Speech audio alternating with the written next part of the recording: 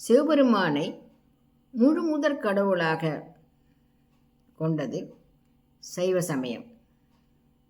சைவ சமய பத்துமை பாடல்களின் நூல்களையும் 12 திருமுறைகளாக தொகுத்து வைத்திருக்கிறார்கள். இந்த 12 திருமுறைகள் யார் தொகுத்தார்கள்? எந்த காலத்தில் தொகுக்கப்பட்டது? திருமுறை என்றால் என்ன? முறை என்றால் நூல் என்ற பொருளும் உண்டு. திருமுறை என்றால் நிலையான செல்வத்தை நோக்கி நம்மை வழிநடத்தும் நூல் என்பது பொருள்.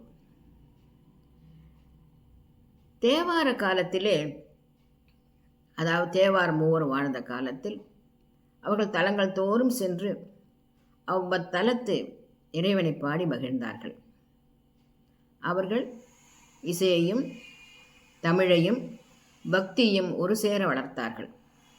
இவர்களுடைய பாடல்கள் மக்களிடையே பரவின, எங்கும் ஒலித்து கொண்டிருந்தன.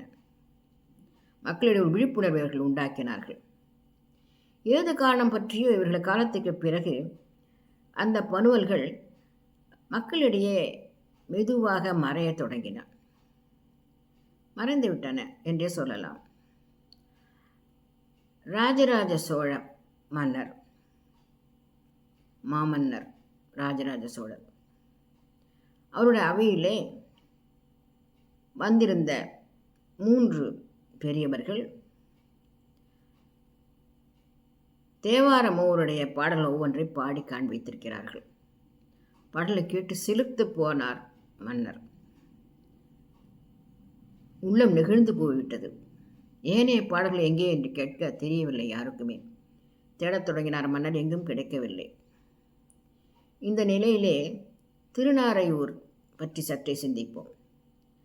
திருநாரையூரிலே ஆதிசைவ மரபிலே வந்தவர் ஒருவர், ஒரு பெரியவர். அந்த ஊரில் இருக்கின்ற பொல்லாப்பிள்ளையார் கோவில் உள்ள பொல்லாப்பிள்ளையாருக்கு பூஜை செய்கின்ற கைங்கரியம் செய்து வந்தார்.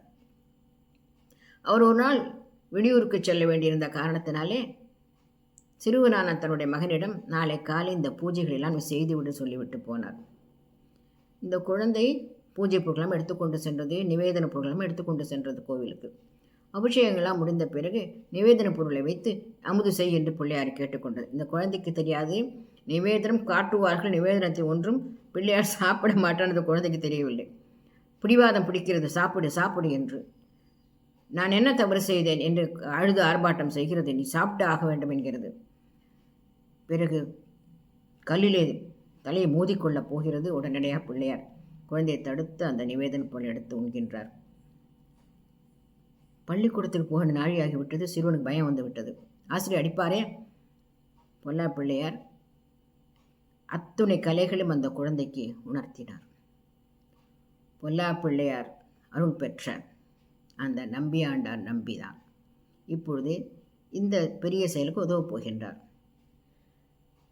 மன்னன் நம்பியாண்டார் நம்பி பற்றி கேள்விப்பட்டு திருநாரையூர் வந்தடைந்து அவரிடம் இவ்வாறு சொன்னதும், இதை நான் தேடிக்கொண்டிருக்கேன் என்று சொன்னதும் பொல்லாப்பிள்ளையாரிடம் கேட்கின்றார் நம்பியாண்டார் நம்பி. அவரும் சொல்கின்றார், இந்த பனூர்கள் அடங்கிய ஏடுகள் எல்லாம் தில்லையிலே தில்லை கோவிலிலே ஒரு அறையிலே இருக்கின்றன என்று.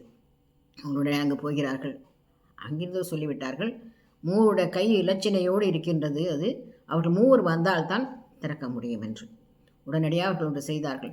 3 திருமேனிகளை வைத்துக்கொண்டு ஊர்வலமாக வந்து அந்த அறையின் வாசல் நின்று கொண்டு, இப்பொழுது கொடுங்கள் என்று சொன்னார். திருவங்கள் என்று சொன்னதும் வேறு வழி இல்லாமல் திறந்தார்கள். உள்ளே போனால் கரையான் அரித்து கரையான் மண் மூடி கிடக்கின்றது. நடுங்கி போகிறார்கள்.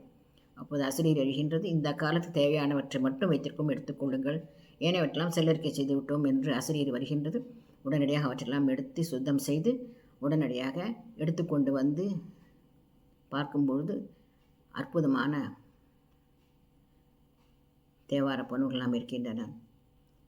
மன்னர் கேட்கின்றார் நம்பியார் நம்பியிடம், இவற்றெல்லாம் தொகுத்து கொடுங்கள் என்று. ஆகவே அப்பொழுது அந்த தொகுக்கும் பணியை ஏற்றுக்கொண்டு திருமுறைகளை தொகுக்கத் தொடங்கினார். எந்த முறையில் தொகுத்தார் அவர்? எப்படி தொகுத்தார்? எவற்றில்லாமல் தொகுத்தார்? எந்த முறையில் தொகுத்தார்?